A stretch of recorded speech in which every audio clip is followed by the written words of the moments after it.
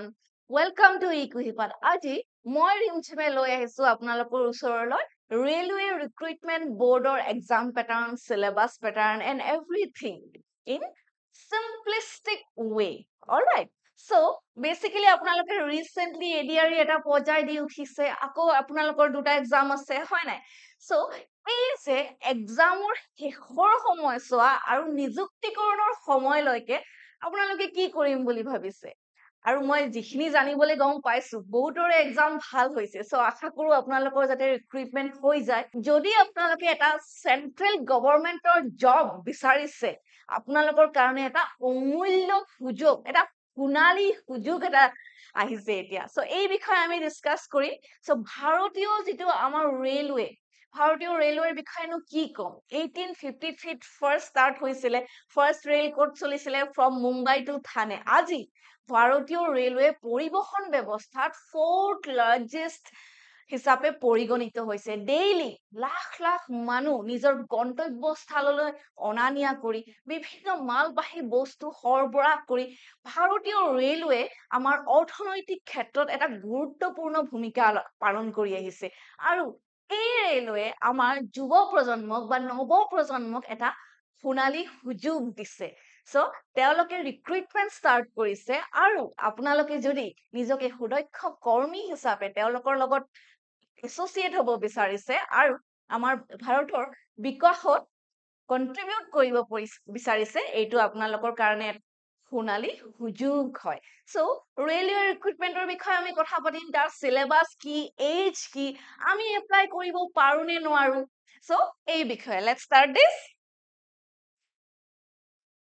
So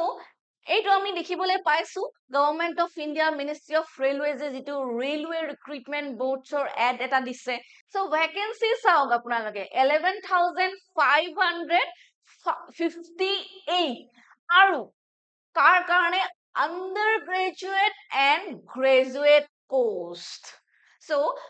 railway যে এইটো notification recently release কৰিছে আৰু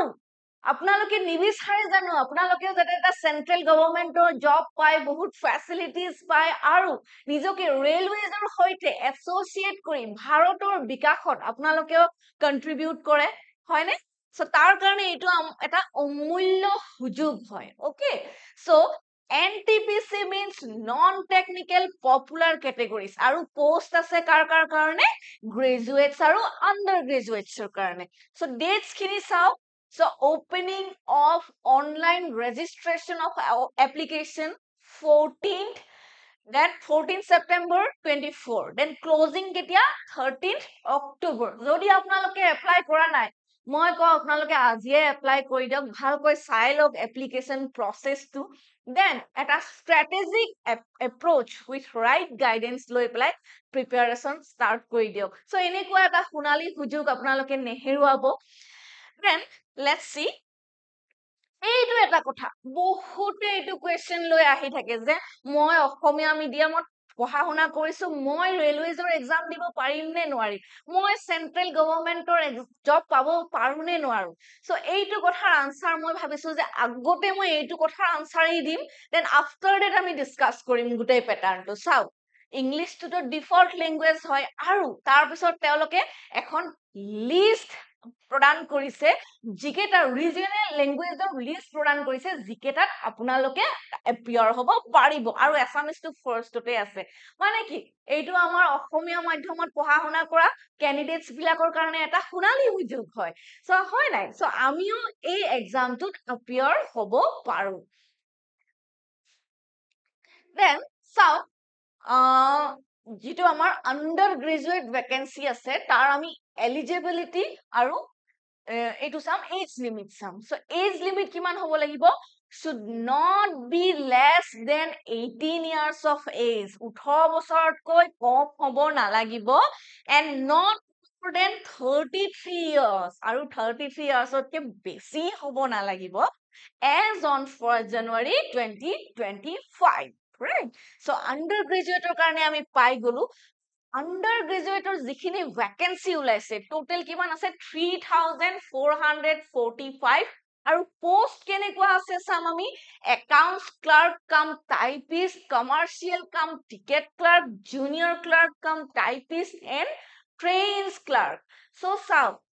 আজি আকৌ কব ওলাইছো যদি আপোনালোকে কম বয়সতে স্বাৱলম্বী হোৱাৰ সপোন দেখিছে বা তেনেকুৱা এছপাইৰেশ্যন পুহি ৰাখিছে এইটো আপোনালোকৰ কাৰণে এটা অমূল্য সুযোগ হয় আনাদৰ সুযোগ আমি এছএছচি জিডিৰ বিষয়ে পাতিছো অলৰেডি হয় নাই 10th পাছ কৰিয়ে আমি এপ্লাই কৰিব পাৰো এতিয়া চাওক যদি আপুনি হায়াৰ ছেকেণ্ডাৰী পাছ কৰিছে তেতিয়াও আপুনি with a right and strategic approach central গভৰ্ণমেণ্টৰ এক্সাম কোৱালিফাই কৰি নিযুক্তিকৰণ লাভ কৰিব পাৰিব চ' আপুনি যদি ইমান কম বয়সতে এনেকুৱা এটা জব পাই যায় আপোনাতকৈ সৌভাগ্যৱান কোন হ'ব পাৰে বাৰু হয়নে চ' let's see for graduate post so required educational qualification kiman university degree or equivalent age limit kiman 18 to 36 years so আপোনালোকে এইবিলাক কথাৰ বিষয়ে এনেকুৱা ৰিক্ৰুটমেন্ট বিলাকৰ বিষয়ে একদম এৱাৰ হৈ থাকিব লাগিব so graduate age limit to চাওক candidate should not be less than 18 years 18 years কৈ কম হ'ব নালাগিব and not 36 years of age for general category so usually কি হয় যে 32 years of পিছত general category বিলাকে নোৱাৰে আৰু UPSC প্ৰিপেয়াৰ হ'ব কাৰণে হয় নাই কিন্তু ৰেলৱে যে আপোনালোকক এই চান্সটো দিছে so আপুনি যদি 36 years আপোনাৰ এতিয়াও কমপ্লিট হোৱা নাই 32 या 33 আছে আৰু আপুনি এতিয়া আনএমপ্লয়েড হৈ আছে এইটো আপোনাৰ কাৰণে এটা খুব ভাল সুযোগ হয় then ST ক্যান্ডিডেটৰ কাৰণে 5 years relaxation আছে SC ক্যান্ডিডেটৰ কাৰণে 5 years আছে then for OBC candidate 3 years relaxation আছে in case আপুনি desired job টো পোৱা নাই আৰু আপুনি এইখিনি এজলৈকে unemployed হৈ আছে somehow আপুনি job satisfaction পোৱা নাই বা তেনেকুৱা সুযোগ পোৱা নাই so এই সুযোগটো আপোনালোকে নেহেৰুৱাব আজিয়ে ষ্টাৰ্ট কৰক এপ্লাই কৰা এণ্ড আজিয়ে আপোনালোকে প্ৰিপাৰেচন আৰম্ভ কৰি দিয়ক so ইয়াত কেনেকুৱা পোষ্টবোৰ আছে so goods and train manager station master chief commercial come ticket supervisor junior accounts assistant come typist হয় নে so কিমান আছে আমাৰ total 8113 টা পোষ্ট আছে so কম পোষ্ট নহয় আৰু খুব বেছি এই প্ৰক্ৰিয়াটো নিযুক্তিকৰণৰ প্ৰক্ৰিয়াটো খুব বেছি ট্ৰান্সপাৰেন্ট হয় মেৰিট বেসড হয় সো আপোনালোকে তাৰ কাৰণে ভয় নকৰিব যে নাই মই আকৌ কেনেকৈ পাম গোটেই ভাৰতৰ মানুহখিনিয়ে এপ্লাই কৰিব মোৰ ইমান প্ৰিপাৰেচন হোৱা নাই তেনেকে নাভাবিব আমি সকলোৱে 24 ঘণ্টাই পাও হয় নাই সো সেইটো আমি কেনেকৈ কোড ইউটিলাইজ কৰো that depends on us আৰু কি হয় যে মই পাৰো আমি উইকেন্ড এই মাইন্ডসেটটো লৈ পেলাই আমি এই জবটো আমি পাব পাৰো আৰু মই আপোনালোকে যদি নোটিস কৰিছে বাৰ এটা কথা কৈ আহিছো যে right guidance and strategic approach okay so তাৰ ক্ষেত্ৰত with right guidance and strategic approach আপোনালোকে যিকোনো এটা এক্সামে কোৱালিফাই কৰিব পাৰিব তাৰ পিছতে কি আছে আপোনালোকৰ চাব এইটো application fees to চাম আমি এতিয়া okay so candidate category sabo for all candidates except the fees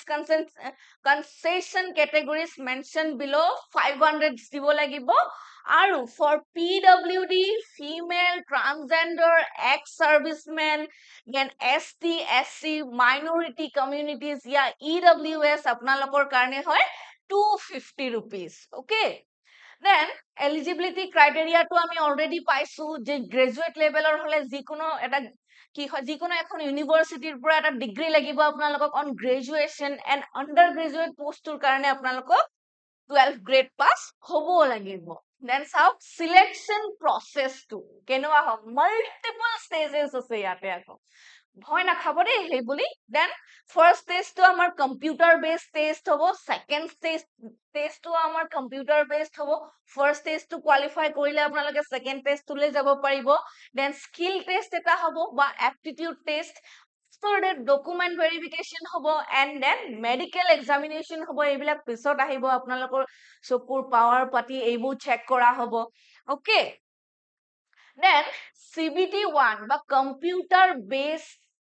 test যিটো আমাৰ initial stage so তাত চাম আমি কেনেকুৱা syllabus general awareness 40 টা question and তাত থাকিব 40 marks. Then mathematics ত থাকিব 30 টা questions, 30 marks, and general intelligence and reasoning 30 টা question, 30 marks. Total 100 question, 100 marks. আৰু কিমান টাইম থাকিব 90 minutes. 90 minutes ত আমি 100 টা question attempt কৰিব লাগিব. Then আহিলে আমাৰ CBT 2. So general awareness 50 question, 50 marks. Mathematics of 35 ta question থাকিব 35 marks. General intelligence and reasoning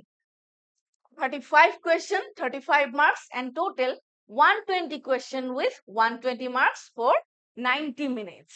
And there is 1/3 marks of one-third negative marks for every incorrect answer. Okay, negative marking eta ase yate. Then তাৰপিছত আহিলে typing skill ইয়া computer based aptitude তাত চাব আৰু এইটো হল আপোনালোকৰ in qualifying in nature. Okay, so no specific number of question তেনেকুৱা mention কৰা নাই. Then document verification and medical examination হ'ব. No questions, no time limits, but mandatory for final selection. So again at the end of it মই আকৌ ক'ব ওলাইছো right guidance with strategic approach. So আপোনালোকে যদি সেন্ট্ৰেল গভৰ্ণমেন্টৰ এনেকুৱা এটা জবত এছ'চিয়েট হ'ব বিচাৰিছে, ওকে নিজকে এজন সুদক্ষ কৰ্মী হিচাপে ইণ্ডিয়ান ৰেলৱেজত কাম কৰিব বিচাৰিছে, আপোনালোকে আজিয়ে এপ্লাই কৰক আৰু মনোযোগেৰে আপোনালোকে প্ৰিপাৰেচন কৰিব ষ্টাৰ্ট কৰক. Thank U.